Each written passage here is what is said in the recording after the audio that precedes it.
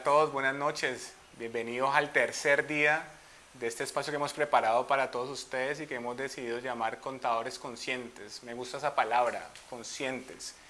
Si decidiéramos hacer muchas cosas con conciencia, créanme que les haríamos mucho mejor. Contadores conscientes, resultados de otro nivel. Hoy es nuestro tercer día. Me corresponde a mí hablar de algo que hemos decidido llamar contabilidad de la nueva era.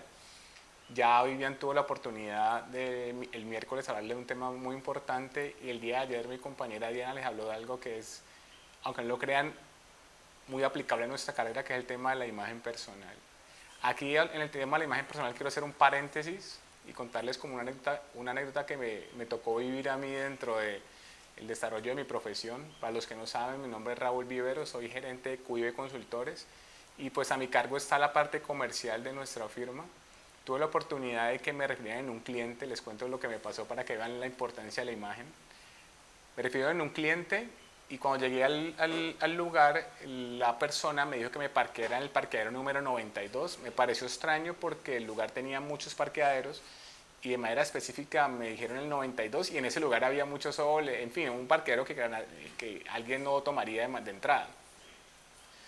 Desarrollé mi propuesta, hice la presentación, la gerente me pidió que por favor anotara su número y en ese momento pues saqué mi teléfono, lo guardé y demás.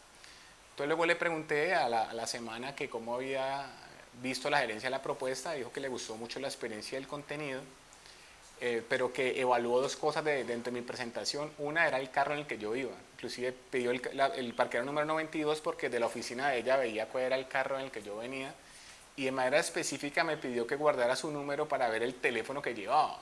Entonces, si vos ves ese tipo de cosas, pues, hacen parte como de comillas de la imagen. Y el argumento o la posición de ella era que el asesor, la persona que la iba a asesorar, tenía que verse igual o mejor que ella. O sea, como el lema que ella tenía. Entonces ahí me di cuenta de que la imagen en ese tiempo tenía un Huawei, ya creo que es historia, ya lo cambié. Pero esta anécdota era para contarles un poco acerca de qué tan importante es la imagen, no solamente en la consultoría, al interior de una empresa, cuando vas a desarrollar una entrevista, cómo te ve la gente, o sea, cómo proyectas tú una imagen que profesionalmente sea importante. Cuando hablo profesionalmente es que uno puede tener imágenes para otros escenarios, ¿no? Cuando uno va a jugar fútbol tiene una imagen, cuando va a una discoteca tiene otra, pero cuando profesionalmente se desarrolla en un mundo laboral como el que nos movemos debemos tener otra y creo que Diana fue muy específica de cuáles son los lineamientos, las variables en las que debemos movernos. El día de hoy me corresponde hablar de un tema que se llama contabilidad de la nueva era. Eso suena como a que la contabilidad se modificó, cambió o puede que acabe siendo algo bastante distinto o novedoso. Y a mí me gustaría ver la contabilidad como una evolución, ¿no? Normalmente estábamos acostumbrados al modelo contable del 2649, que era un modelo estático. La contabilidad era el modelo estático y esa es la ventaja de las NIF, ¿no? Que son normas que van cambiando en la medida que los negocios cambian, las normas o la forma de medirlos cambia y se van moviendo las normas junto con los negocios. Eso nos pasaba antes en el modelo contable anterior que venía congelado desde el 90. En el tema de la contabilidad de la nueva era quiero empezar con un tema que hemos decidido llamar cómo aprender a transmitir mejores experiencias contables para tus clientes. Y quiero empezar con una imagen que creo que todos están viendo esta imagen ahí. Están viendo esta imagen, están viendo la imagen ahí que les estoy colocando.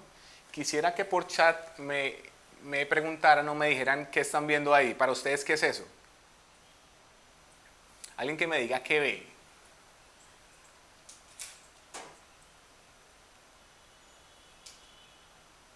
A ver, alguien que me diga en la imagen que estamos viendo a qué se les parece, qué se les asemeja. Una radiografía, Derly. Gracias, Derly, bueno, aprovecho que me habla Derly para preguntarles de dónde están conectando. Vi que ayer se conectaron de muchas zonas del país. Bienvenidos. Me gustaría que hoy hicieran lo mismo, a ver si tengo el mismo auge que tuvo Diana ayer y me dijeran de dónde nos estamos conectando. Chévere, eso de alguna manera motiva. Ustedes no saben, pero aquí le estamos hablando de una cámara. Esto no es tan sencillo. Normalmente tengo auditorios en vivo y es mucho más fácil conectar con la gente. Entonces aquí, hablando de una cámara, la única manera como de interactuar o sentir que estoy como socializando es con sus comentarios. Entonces veo que dicen que Zipaquirá, que Cartagena, Cali, Bogotá. Bueno, como ustedes lo dijeron, eso es una radiografía. Y no sé, yo imagino que más de uno ha quedado una radiografía en algún momento de su vida, de alguna parte del cuerpo. ¿Y qué hace uno cuando ve las radiografías? Yo siempre que las veo, yo las saco, como si yo las entendiera, ¿no? Entonces las pongo contra luz y empiezo a querer entender qué es lo que hay adentro. Y mi esposa tiene una práctica que es que ella coge el resultado de la persona, pues tienen como una especie de análisis y ella lo lee y igual las palabras con las que viene el análisis tampoco son tan sencillas de entender. Entonces ella empieza a creerse médico y a emitir una opinión previa, a veces le atina, ¿no? Pero esta imagen básicamente lo que nos muestra es que uno empieza ahí a mirar y uno cree que está bien y cuando uno va donde el médico, que es el especialista, proyecta esto en uno de sus tableritos y empieza a decir, mira esta manchita y empieza de cosas que uno no ve a hacer un análisis del diagnóstico médico o la situación que estamos viviendo. Esto básicamente mide, la radiografía como todos sabemos, mide el interior de alguna parte de nuestro cuerpo para permitir que el especialista haga un diagnóstico médico sobre esa parte. ¿Saben por qué me traje esta imagen? Porque me gustaría que el contador entendiera que los estados financieros son su especialidad. Que así como el médico coge esto y solamente el médico es capaz de descifrar lo que hay al interior, que el contador tome un estado financiero y entienda que la única persona capaz de leerlo de manera correcta es él. Y no con esto quiero decir que es que los estados financieros tienen que ser enredados o complejos para que el contador siempre tenga que brillar, sino que el contador entienda que esa es la herramienta o el resultado finalmente de su trabajo. Que no veamos esas asambleas o hacer un estado financiero como resultado de una labor tediosa, sino que sea el instrumento que necesitamos para empezar a hacer análisis apropiados y correctos. Que un contador coja un estado financiero y diga, bueno, este impuesto diferido pasivo le está dando porque este año tuvimos una revaluación de activos. O el crecimiento en ese impuesto diferido activo les está generando por la pérdida fiscal que tuvo la compañía por producto de la pandemia del año 2020. Entonces, esa herramienta, o quiero que nos sintamos como especialistas en esa rama. O sea, yo sé que vemos los estados financieros como el resultado de un trabajo y posiblemente como el fin de una labor, pero para mí es el inicio. El estado financiero es el inicio ¿de qué? De un análisis, de una profundización, de entregar indicadores, de apoyar a la administración. Entonces, esa es la invitación con este espacio y es que sintamos que la nueva era es básicamente empezar a trascender en lo que realmente es importante para nosotros. Y no solamente sienta que es que el que tiene que ser especialista es el consultor, yo soy el contador y me limito a una función, sino que entre más nos acerquemos al rol a entender que en cualquier lugar somos consultores y en cualquier lugar somos asesores, al poder entregar herramientas de juicio para que la gerencia pueda tomar una decisión, los que son empleados y los que son independientes, pues para asesorar de manera correcta a sus clientes. Aprender a transmitir mejores experiencias. Miren, esto es tan importante. Todas estas semanas hemos estado en asambleas, también somos revisores fiscales, participamos de algunas asambleas y en esas asambleas cuando le toca el turno, hay dos partes que son un poco lentas. Una es cuando le toca el turno al contador porque lo que hace literalmente es citar lo que ya está en las cifras y los gastos de venta son tantos y los gastos de administración son tantos y el impuesto a cargo fue tanto, pues todo lo que está leyendo literalmente está en los estados financieros. Chévere que hiciera un PowerPoint y contara cosas distintas. El gasto de venta se redujo este año porque hubo una variación importante en vista que no hubo tantos gastos de viaje por la pandemia. O este año tuvimos un efecto en la diferencia en cambio que nos golpeó de manera poderosa, pero tomamos la decisión de cambiar la presentación en vista de ciertas situaciones. Entonces sería chévere salirnos un poco de la ortodoxia de simplemente citar lo que está ahí, porque esto es muy parecido a lo que a veces en algunas academias o en algunos lugares donde vamos a aprender, nos citan la norma y así nos vamos sintiendo. Entonces la idea es hacer presentaciones distintas, diferentes, dinámicas, que nos vean como que estamos apropiados del tema y no que simplemente estamos traduciendo lo que nos encontramos en el papel. Eso me parece importante, me parece que nos saca de la rutina, me parece que lo hace todo distinto, diferente. Lo que quiero es que se vea la contabilidad como no la ve mucha gente la ve la contabilidad como algo aburrido, complejo, lento, fofo y que ojalá no aprendiera nunca.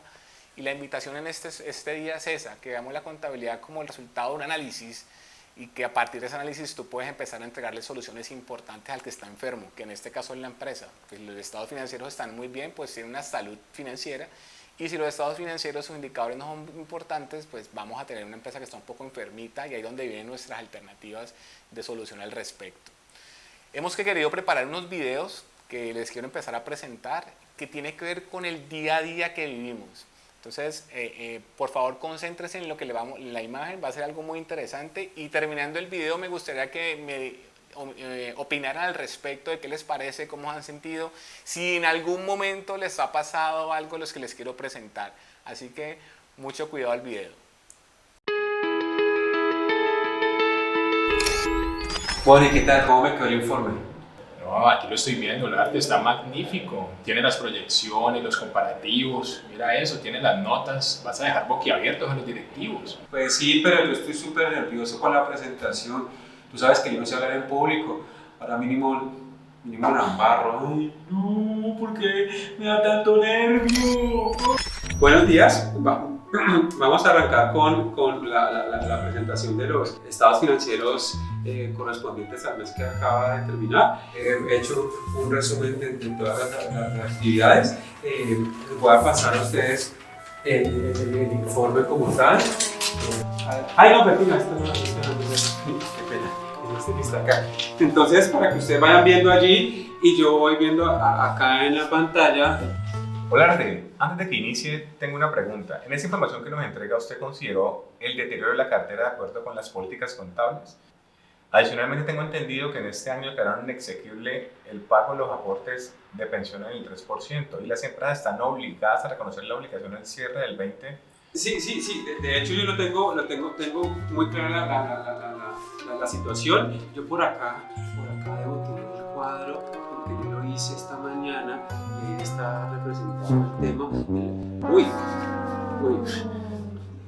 se me ocurrió la foto del paseo del fin de semana. Entonces vamos a presentarlos los resultados y me gustaría también mostrarles. Hola Arte, un momento. Uno de los requisitos para la presentación de los estados financieros es que sean comparativos y no veo la información del año pasado. No, sí hicimos los comparativos. De hecho, nosotros hicimos los comparativos del año anterior y del año presente. Es más, sacamos de ahí unas conclusiones que posiblemente pueden aplicar para... ¿Será que yo les puedo pedir un favor? ¿Me pueden regalar un momentico? Yo tomo un vasito de agua. Sí, claro. ¿Sí? Dale. Muchas gracias.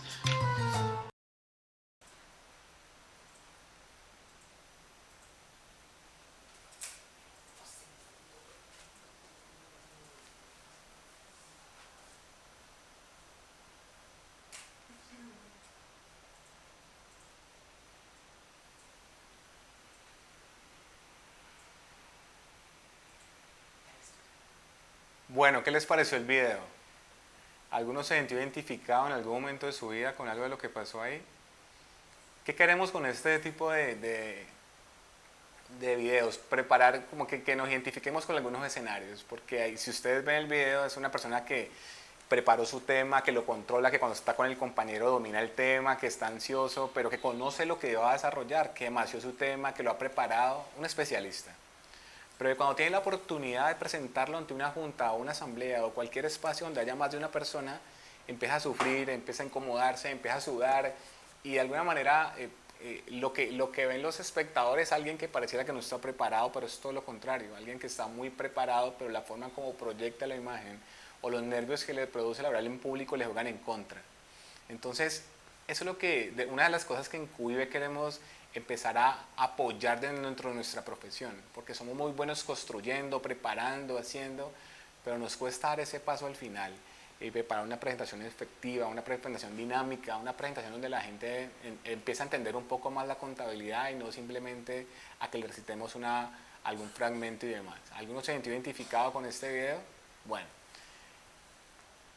Algo que les quiero contar en una de las razones de esto es que nosotros somos consultores y somos revisores y trabajamos de la mano con muchos contadores y son contadores muy buenos, muy aplicados y demás, pero que en estas situaciones se les acaban presentando ese tipo de problemas. Entonces dijimos, bueno, el contador siempre estudia y se prepara y todos los años se actualiza en temas contables y vuelve y revisa las NIF y vuelve y revisa el tema de medios y vuelve y revisa el tema de renta.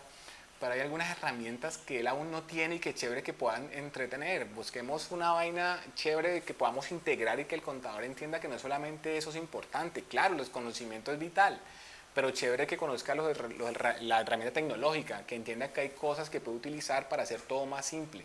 Contador a veces le gusta andar mucho a pie. ¿Por qué? Porque le parece más seguro ir a pie. Otra razón, chévere que el contador entienda que pues, hemos empezado a perder un poco el tema de la ética con tal de capturar a un cliente o un empleo. Chévere que entremos en ese ámbito de la reflexión. Que el contador también entienda que no solamente son los temas primordiales o técnicos los que importan, sino que hay unos aspectos que son bastante relevantes. Y aquí viene un segundo tema, que es uno de los segundos temas que me tocaba tratar a mí, y es una frase que dice así, escúchenme, no es lo mismo saber que transmitir conocimiento. Eso es una frase de cajón, ¿no? Ojo, no es lo mismo saber que transmitir conocimiento. Miren, yo en la universidad tuve un profesor que cuando yo conversaba con él era muy bueno. Trabajaba en una gran empresa, tenía mucha experiencia, te sentabas con él a conversar y todo fluía. Pero cuando se paraba en público, pues ojo con lo que, no solamente en público, o sea, son personas que tampoco no les da miedo salir en público, pero que no son buenos transmitiendo conocimiento. Y aunque no lo crean, eso es una cualidad. No solamente me las sé todas o recitarlo porque hay gente muy buena que no le da miedo, pero empieza a hablar y el auditorio se empieza como a desconectar. ¿No han notado eso? En algunos seminarios, algunos foros donde la gente, de pronto es porque hay mucha gente, pero también tiene que ver en la forma como transmiten el mensaje, acaba siendo un poco técnico y no identifica que el auditorio se está desconectando y siguen y siguen y siguen. Entonces este es un espacio, lo que quiero con esto, señores contadores y colegas, por aquí todos somos colegas, es que entendamos la importancia de transmitir de manera correcta el mensaje y de manera práctica y simple, sencillo. Miren, les voy a poner un ejemplo, disculpe que pongan tantos casos, pero es la forma que ustedes me puedan entender.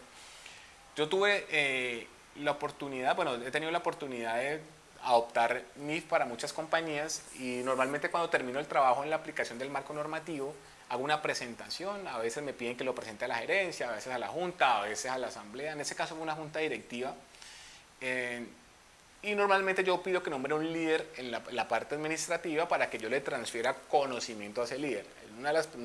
El eslogan de nuestra empresa es conocimiento y confianza, y precisamente una de las cosas que nos ayuda a crecer es que nos gusta transmitir conocimiento, que el cliente no nos tenga ahí de manera permanente, sino que simplemente transmitamos conocimiento porque así mismo nos empieza a referir.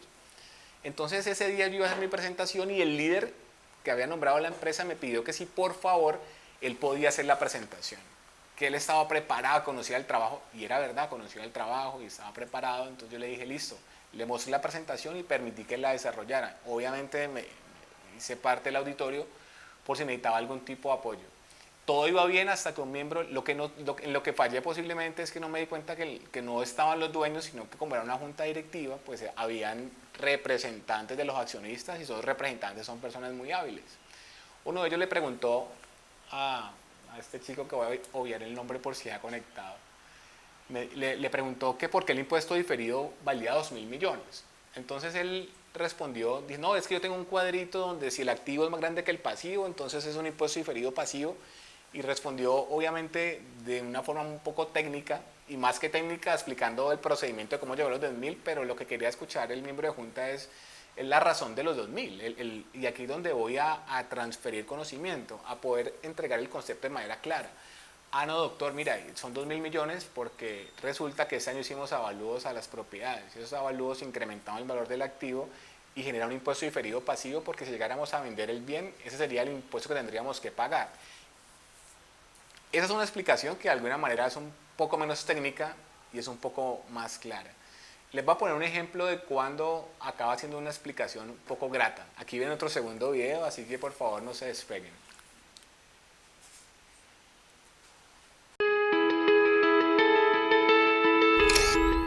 Dentro de nuestra clase de actualización tributaria hay un punto importante que hay que abordar. El punto de las otras rentas de trabajo exentas.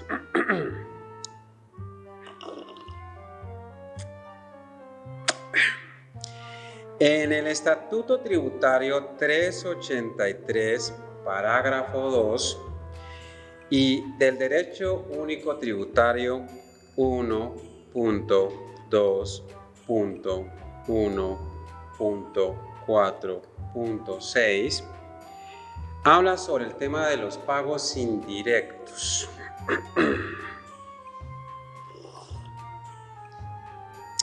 Habla de que el 25% de la retención en la fuente constituye un tema de suma importancia para los contratos que se realizan, valga la redundancia, con los contratistas. Como ustedes ven muy claramente en la gráfica que les he hecho aquí en el tablero, vemos todo el proceso de la actualización según la norma, donde vemos la deducción de los aportes junto con el tema de la retención y las actualizaciones. ¿Hasta aquí alguna pregunta?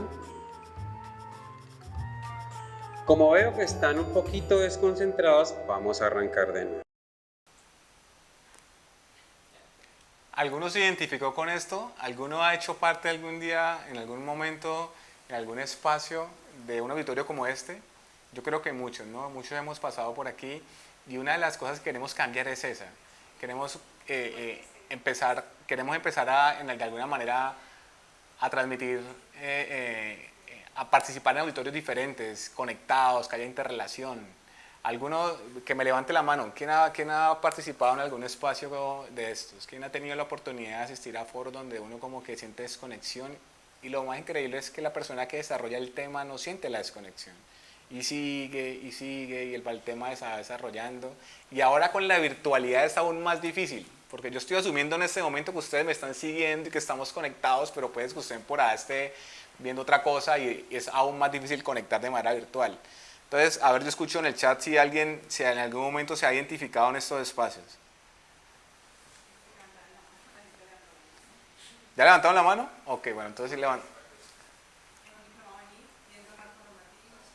Bueno, entonces a todos nos ha pasado, ¿cierto? En un diplomado de mí viendo marco normativo. Sí, el marco lo entiendo, entiendo que te haya sucedido eso.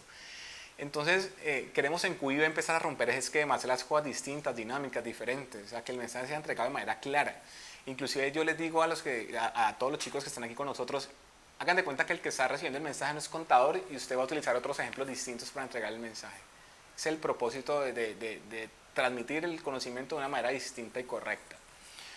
Bueno, cerramos con algo que se llama bases que debe tener todo contador, y aquí un paréntesis porque normalmente el contador pareciera que debe conocer de todo, del tema laboral, legal, tributario, de la SNIF, del tema de la famosa UGPP, de los temas fiscales, y sí, la idea es que hay que conocer de todo un poquito. Y siempre que me separan este espacio, porque esto lo hacemos, este entrenamiento lo hacemos una vez al año, me gusta traer algunos temas que sé que son claves, por lo menos al cierre de los estados financieros. El año pasado hicimos esto por ahí en mayo y me llamaron la atención. Raúl, ¿usted por qué hizo eso tan tarde? Si usted en esa capacitación tocó un tema que si me lo hubiera dicho antes de hacer los estados financieros, pues yo lo había podido haber incluido. Y este año me volvieron a llamar la atención que porque estamos desarrollando esto en espacios de cierre contable. No, y porque ahorita no tengo tiempo y demás, entonces que nos estamos mirando porque no tenemos ni idea de qué hacer.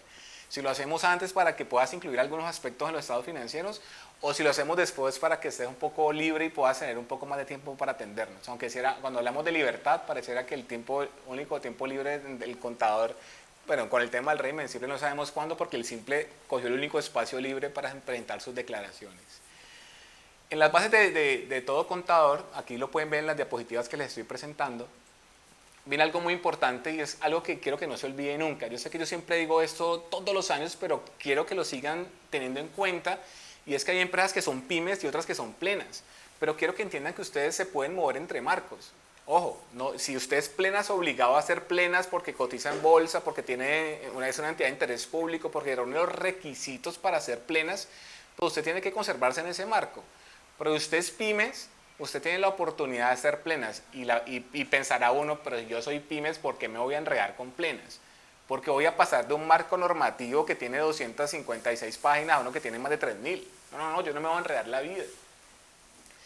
Y resulta que cuando entendemos las diferencias entre los marcos y entendemos que a muchos de nuestros clientes o a nuestras empresas, si somos empleados, le puede parecer interesante el cambio del marco normativo.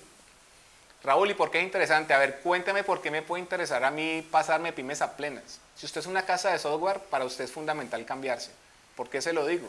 Pues porque una casa de software, recordemos, lo que hace es desarrollar software. Todo el costo asociado a la fase de desarrollo lo puede activar en plenas. Si usted nace siendo pymes, es un gasto siempre. Y como nace desarrollando, pues va a tener un gasto poderoso y va a dar pérdidas en los primeros años. Usted puede simplemente nacer de manera voluntaria, cogerse a las plenas. Si está vigilado por alguna superintendencia, debe levantar la mano y pedir permiso para cambiarse de marco, explicando cuáles son las razones del cambio. Pero si usted no está vigilado, simplemente usted nace siendo plenas y lo va a empezar a explicar en sus políticas contables. Entonces, fíjate que esto es importante saberlo y todos los años chévere recordarlo y conocerlo. Porque es que la contabilidad no se congela, los marcos no se congelan. Así como se empezó a ser tan dinámico el tema de la reforma tributaria que al 2020 no hubo, llevamos 2 años con la misma forma de tributar. Se está cocinando una reforma tributaria que sabemos que es inevitable porque en Colombia les gusta estar moviendo de manera. Asimismo, pasa con el tema contable. La idea es que conozcamos que los negocios cambian y la forma como los puedo analizar pueden ser un poco distintas. ¿Qué otras diferencias hay entre pymes y plenas? Resulta que si usted es una constructora, usted debería ser plenas. ¿Por qué? Porque los intereses asociados a la construcción o adquisición de activos aptos, usted los puede capitalizar con mayor valor del inventario que está construyendo. Ejemplo rápido. Una constructora, cuando hablo de constructora me voy a referir, por ejemplo, a Jaramillo Mora o a Meléndez, que ellos construyen un inventario para vender. Eso es una cosa. Forman un inventario y lo venden. Diferente, por ejemplo, a otro tipo de constructoras que lo que hacen es que los contrata el gobierno para hacer un puente. Son 2 cosas muy distintas. Aquí hay un contrato de construcción y aquí hay un inventario que estoy formando. Son 2 cosas muy alejadas. Quiero hablar de esta, de Jaramillo Mora, de Meléndez, que lo que hacen es construir un inventario que luego transforman y venden. ¿Qué hacen ellos? Piden una cuota inicial. Y en esa cuota inicial usted empieza a pagarla a plazos. Déjeme decirle que ese valor no acaba siendo muy valioso para ellos porque ellos necesitan mucho dinero al principio. ¿Qué hacen? Tocan la puerta a un banco, crédito constructor, y el banco cobra un interés. Ese interés, si yo soy plenas, puedo capitalizar ese interés como mayor valor del activo que estoy construyendo. Eso lo puedo hacer únicamente si soy plenas. Si soy pymes, es un gasto siempre. Entonces ustedes ven, pero ¿por qué esta constructora le dio por ser plenas? Pero ¿por qué esta casa de software es plena si tiene las condiciones para ser pymes? Es porque entendieron que hay algunas implicaciones en el marco normativo de las plenas que les pueden acabar beneficiando. Con las plenas no me voy a enredar más la vida, pues voy a tener que de pronto revelar algunas cosas más y, por ejemplo, estar más pendientes de los cambios. Por un ejemplo sencillo, si usted es plenas, usted este año, este año no, el año anterior le pasó algo muy especial, es que usted estuvo obligado a cambiar la forma como registrar los arrendamientos. ¿Qué dijo las plenas? No, es que ya no existen los arrendamientos operativos. Ya eso de que gasto de arrendamientos, no. Todo lo va a manejar como si fuese financiero. O sea que va a reconocer un activo y un pasivo. Para que me entiendan un poco mejor, como si fuera un leasing financiero, así usted arrendando el local de la esquina. Que reconozca ya la obligación presente del tiempo que voy a estar. Ah, no, yo voy a estar 1 año según el contrato. No, es que no es el contrato, es la estimación de permanencia real. ¿Cuánto tiempo va a estar? Ah, no, yo voy a estar ahí otros 15 años. Sino que yo lo voy renovando año con año. Ah, entonces estimemos el arrendamiento de aquí a 15 años y reconozcamos ya la obligación. Eso lo haces si eres plenas. Si eres pymes, no tienes que hacer ese cambio. Entonces muchas de las personas, usted pasó a plenas y por eso usted tiene que estar haciendo todo este tipo de cosas. Entonces hay que evaluar, ¿qué implicaciones me trae si me cambio de marco? ¿Cuáles son los cambios? ¿Y en qué me conviene? Pero traten de hacer ese análisis al cierre de cada año. Chévere entender las diferencias porque de aquí puede salir una gran asesoría o un gran cambio de cara al efecto financiero y contable. Esto va muy orientado a casas de software o a compañías de construcción o a cualquier otra empresa que desarrolle proyectos y que necesite poder capitalizar todo lo que se encuentra en la fase de desarrollo. Hay algunos otros aspectos que son un poco más profundos, pero uno de los más relevantes eran esos. Los quería citar porque lo primero que les quiero contar en este espacio es eso, la importancia de poderme mover entre marcos y que puedo simplemente levantar la mano y cambiarme de marco. Obviamente si me cambio tengo que reexpresar estados financieros, ¿no? Pensemos que usted se va a cambiar antes de cerrar el año 2020 y usted va a reexpresar el 2020 porque era pymes y ahora va a ser plenas. Pues resulta que los estados financieros son comparativos. Entonces usted va a comparar este año con el anterior y el anterior también lo tenía en pymes. Va a tener que reexpresar el año 2019 también. Es un trabajo que puede llegar a ser complejo dependiendo de qué transacciones tengas porque hay cosas que no cambian. El inventario tiene BNR en los 2 marcos, el costo amortizado es igual en los 2 marcos. Hay muchas cosas que se mueven, la propiedad, planta y equipo es igual, ambos pueden reevaluar y demás. Entonces puede que la mayoría de cosas pasen siendo lo mismo, pero hay algunas cosas que sí pueden generar diferencias y es importante conocerlo. Otro aspecto que me parece importante, bueno, ¿qué hice yo? Saqué algunos temitas, ahí los pueden ver que son como relevantes y que me parece chévere que conozcan y entiendan, porque estamos en un tiempo donde algunos están montando sus estados financieros, entonces me gusta simplemente poner sobre la mesa algunos aspectos que son relevantes. Régimen simple.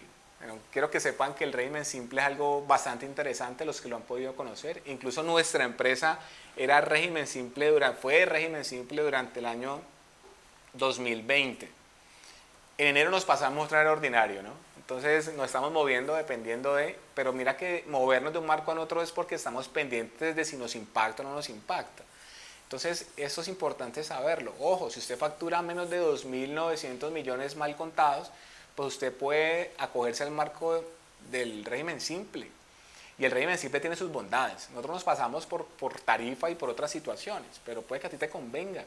Y chévere que la administración lo pueda conocer del contador. Y no es que ves que otro me dijo, es que fulano me dijo, es que me lo mostraron, es que me llegó una información, sino que sea el contador el que levante la mano y le diga, doctor, venga, le cuento.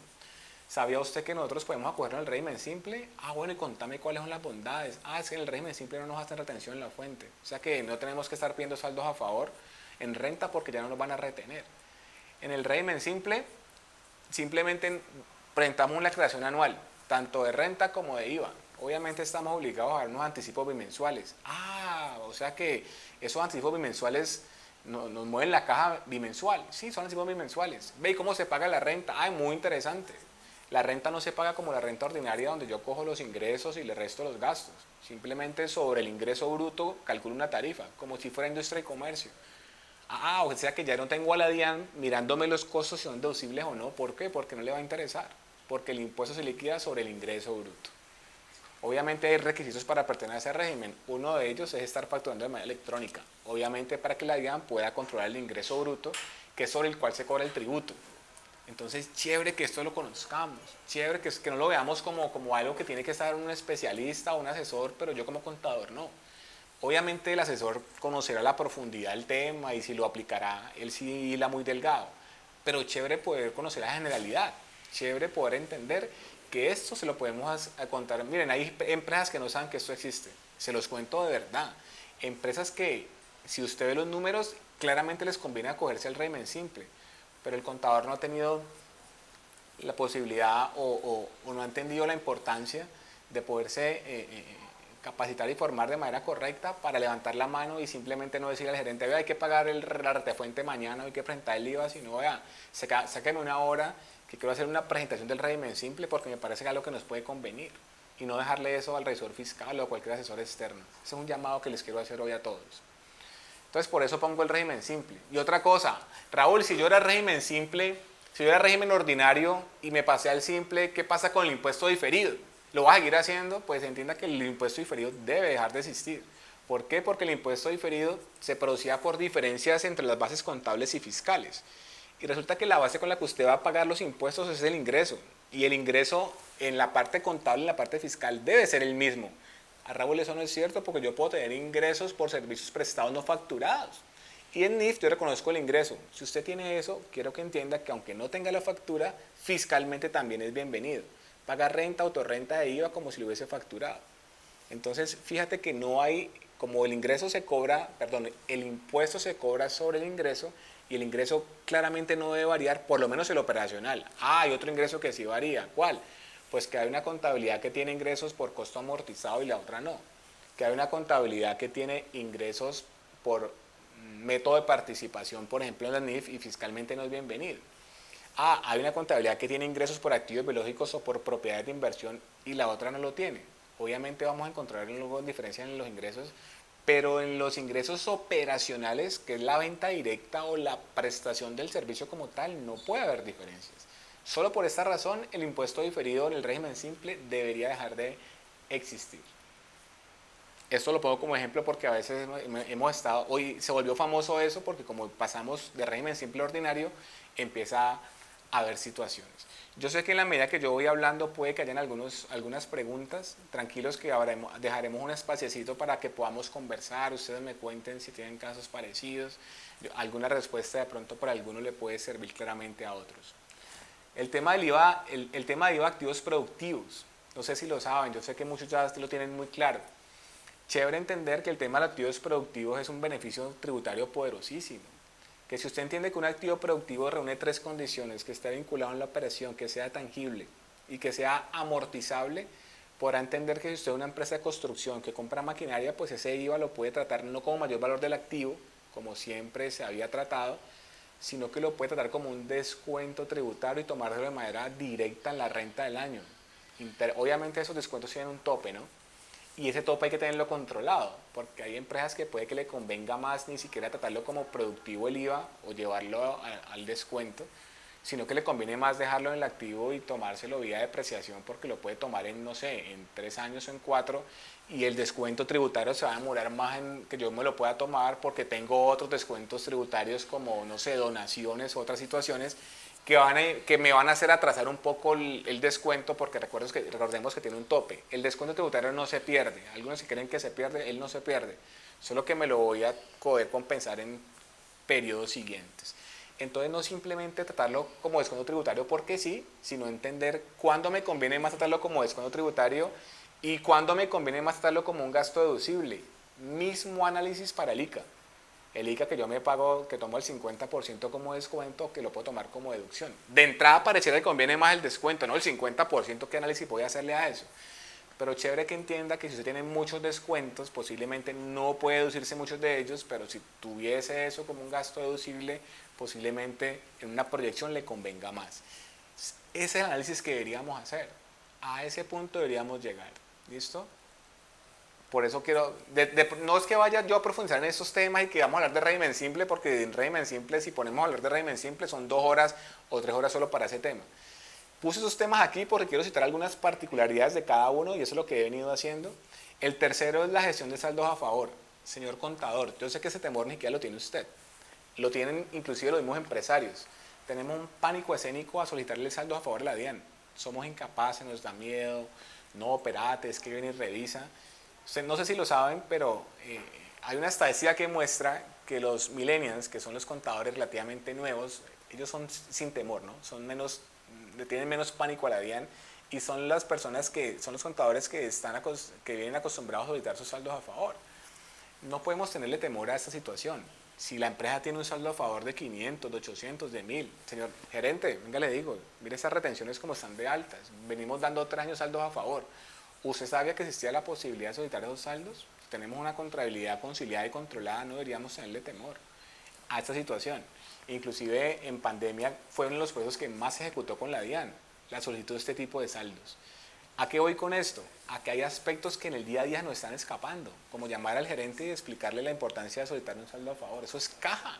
O sea, a mí me duele que la DIAN se me quede con esa plata, ni siquiera renta. Entonces yo soy de los que veo un saldo a favor mal parqueado, inclusive en CUIBE tenemos la práctica de solicitarlos todos los años, pues nos está dando por este tiempo, llegará el momento en que de pronto no nos dé.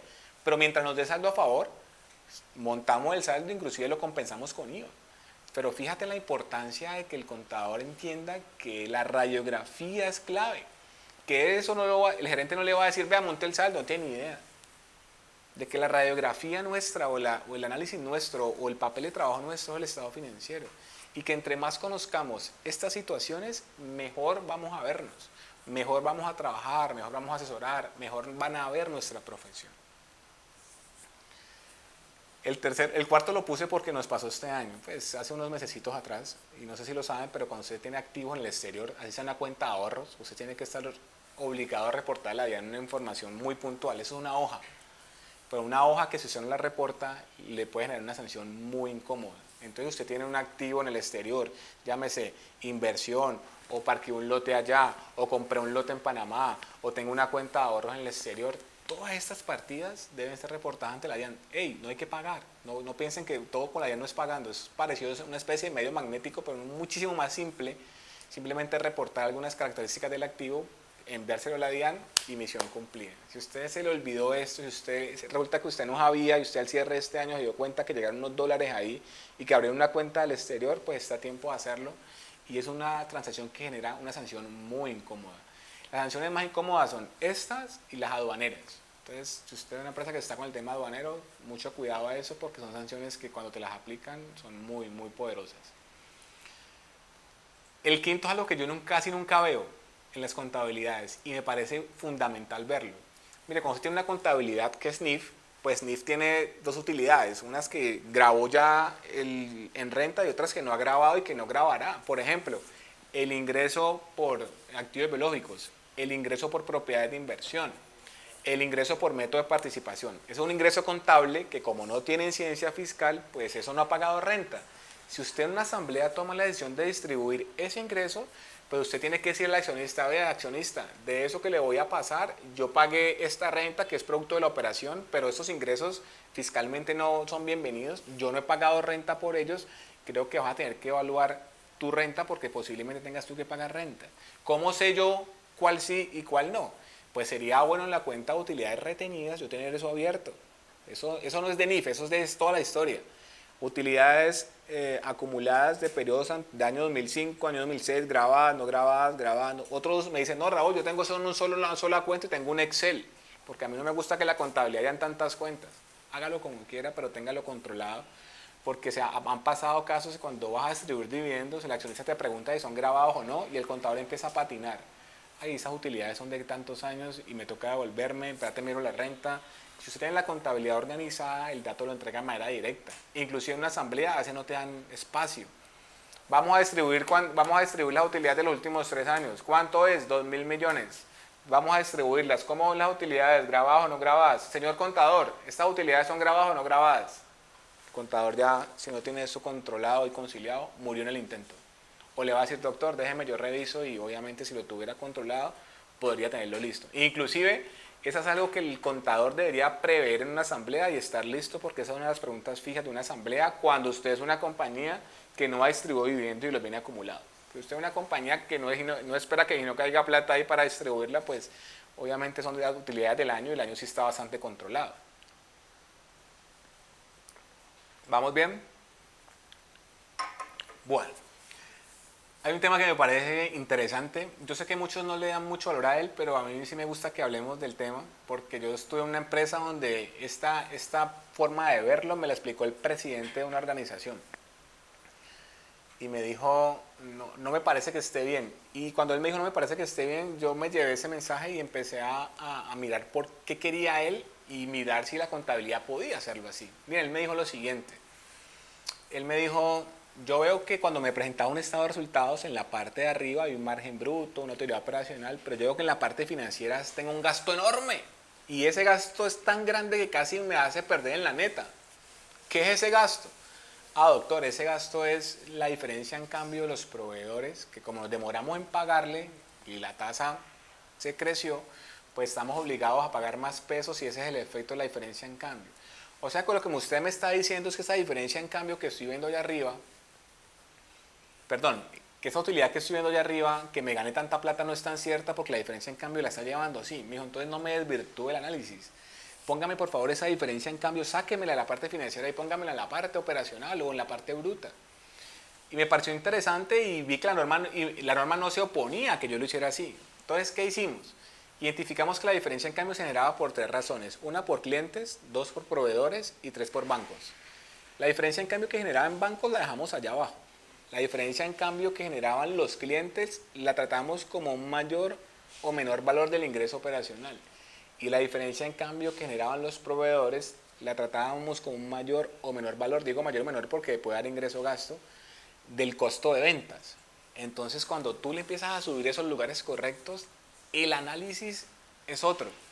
Miren, él pagaba comisiones a los gerentes por la venta. Y eso fue algo que no les agradó porque obviamente al subir eso reducía el margen y al reducir el margen reducía la forma de liquidarlos y los gerentes molestos decían, pues que no tenemos la culpa, nosotros hacemos la venta y no tenemos la culpa de que la tesorería se demore en pagar generando diferencias en cambio. Bueno, eso es otro tema. Pero fíjate que le permitió a él entender que hay una parte de la lectura financiera que estaba distorsionada. Esto es importante. Entonces ahí yo entendí que yo puedo abrir la cuenta de diferencia en cambio en 3 lugares distintos. Obviamente si usted tiene diferencia en cambio únicamente de bancos del exterior, pues déjenla en la parte financiera. Pero dependiendo de quién la genere, usted debería empezar a ubicarla en un lugar distinto. Nadie le va a decir que no. No va a encontrar ninguna parte de la norma que diga la diferencia en cambio de presentarse en la parte financiera aún no existe. ¿Qué dice la norma? Que yo clasifique la información de forma que permita hacer una mejor lectura del estado financiero. Entonces aquí viene algo importante. ¿Qué tanto hemos cambiado nosotros un estado de resultados? Cuando ustedes miran estos resultados, ¿les parece que está dando los márgenes correctos? ¿Les parece que el margen bruto, el operacional y el neto está bien? Ay, Raúl, da igual donde ponga uno el ingreso, arriba, abajo, al final les interesa la utilidad neta. Miren, ¿saben a quién le interesa la utilidad neta? Únicamente al dueño. ¿Por qué? Porque con eso es que va a distribuir dividendos. Pero los bancos y los inversionistas miran otro tipo de márgenes, calculan EBITDAs que tienen que ver con otras variables distintas. La utilidad que más ve un banco, ¿saben cuál es? Es la utilidad bruta. Es la que más le interesa, porque entiende que ahí para allá usted ha metido una cantidad de gastos para bajar impuestos y desvirtúa un poco el análisis. Para ellos el margen bruto es la utilidad más limpia de todas y realmente la es. Ahí está el ingreso y el costo, ahí está el negocio. Entonces, ¿qué hace él? Él dice, bueno, usted dio este margen, voy a mirar cómo están los márgenes del sector, y si estás acorde al sector, te ve de manera positiva, y si no, no. Obviamente evalúa qué tanto costo financiero tengas, porque obviamente te va a prestar, y miras qué tanta deuda tengas para poder pagar analizando tu flujo de caja. Pero ¿a qué voy con esto? Aquí es importante entender de que una correcta clasificación o una correcta forma de presentar los estados financieros inclusive cambia los indicadores. Y cambiar un indicador es algo muy importante. Inclusive para compañías que licitan, que vienen pendientes de indicadores de endeudamiento, de razón corriente, de liquidez, es importante que hilemos delgado y podamos aportarle a la empresa en esos pequeños detalles. Y el tercer tema, este es un espacio para revisar los temas tributarios, más adelante hay otros temas, voy a tratar de abordarlos todos, esos temas no me los inventé, sino que los construí apoyado en las necesidades que tuvieron algunos contadores por estas épocas, y yo sé que la necesidad de uno es la necesidad de muchos, entonces por eso quise traerlos aquí a relación. El impuesto diferido por pérdidas fiscales. Impuesto diferido por pérdidas fiscales. Miren, ¿saben qué le pasó a la mayoría de las empresas este año? Dieron pérdida. ¿Y por qué? Por pandemia. Hay empresas que dieron utilidad, sí, chévere por ellas, posiblemente es una casa de software o una entidad que está acostumbrada a recibir ingresos de manera lineal. Pero una empresa comercializadora, una empresa que vende productos, pues no tuvo la oportunidad de dar utilidad. ¿Y saben qué dio? Pérdida. ¿Y saben qué pasa con la pérdida? La pérdida es como Maturana, ¿no? Perder es ganar un poco, porque esa pérdida que está arrojando la compañía este año, que hizo que usted pagara por presuntiva, pues esa pérdida usted la va a guardar, y la medida que usted empiece a generar utilidades, usted esa pérdida la va a empezar a compensar para evitarle pagar impuestos en el futuro. ¿Sabe qué dice la contabilidad de NIF? Venga, usted tiene al futuro un beneficio tributario tremendo, reconózcalo ya como un impuesto diferido activo. ¿Y saben cuál es la contrapartida de ese activo? Un crédito al gasto, o sea, un incremento en la utilidad. Entonces, muchos no tienen en cuenta eso. Muchos no saben que esa pérdida afecta el impuesto diferido y que usted puede haber ayudado a la empresa reconociendo este beneficio dentro de la contabilidad para que los ayude a verse un poco distintos y diferentes. Entonces, atención, las pérdidas fiscales. Si diste pérdida fiscal, obviamente para sustentarlas, ¿qué tengo que hacer? Demostrar que voy a ganar. ¿Qué exige la norma? Que yo revele en los estados financieros que el próximo año, llámese 20, 21 en adelante, yo voy a dar utilidades. Entonces, esta es la forma como yo revelo o sustento el registro contable del activo por impuesto diferido. Entonces, quise traer estos temas para que entendiéramos la importancia de tener estos aspecticos claros que a veces se nos escapan. Sé que habían muchos otros, inclusive puse estos, pero si ustedes ven la hoja que sigue, miren, hay muchísimos otros temas. Les dije a todos que si el tiempo nos daba, consolidábamos todos, si no, no. Pero es importante tener claro este tipo de cosas porque a mí me gusta centrarme en aquellos aspectos que le aportan valor a la empresa, que hacen que la empresa se vea distinta. Así sea que no se ahorre un peso, porque es que no soy un tributarista teso que va a encontrar estrategias tributarias, pero sí soy un contador que dependiendo de la operación puedo ayudar a lo que se vea mejor. Hay mucho por contar, yo siempre me emociono en esos espacios, a mí me agradan porque sé que atrás hay contadores, yo sé que hay contadores que unos me han escuchado, otros ya saben, ya todo lo que conté ya lo dominaban, lo sabían, pero me gusta tener estos espacios para poder entregarles información. A mí me gusta mucho poder entregar herramientas que acaben el contador, permitiéndole trabajar mejor, hacer mejor su profesión y demás. Este era nuestro tercer día. Era un entrenamiento que quisimos llamarlo en Contadores Conscientes, pero básicamente lo que queríamos en esos 3 días era llamar a eso, la conciencia. Si ustedes ven, yo no me puse técnico ni me puse a explicarles con la norma y a hacer cómo se hace, posiblemente usted ya lo sepa hacer. Solo quiero que la conciencia vaya a hacer mejor nuestro trabajo y aportarle valor a cada una de las empresas en las que tenemos algún tipo de vínculo. Algo que quiero